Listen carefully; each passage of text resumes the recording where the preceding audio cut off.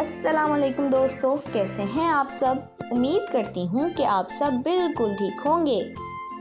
तो मेरे प्यारे दोस्तों, आज हम ज़ेर को इस्तेमाल करते हुए कुछ अल्फाज पढ़ेंगे। तो चलिए शुरू करते हैं।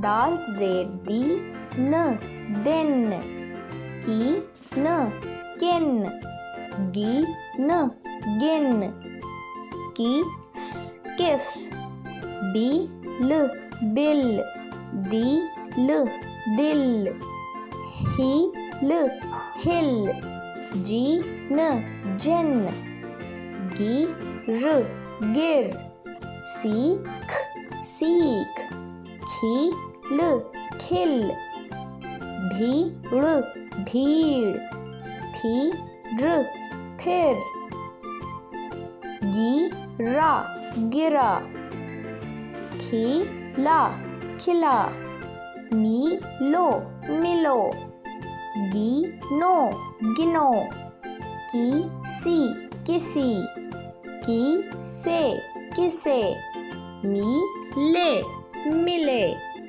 लिखती लिखती, खिड़की खिड़की, हिरनी हिरनी, किन कितनी कितनी, कितने कितने।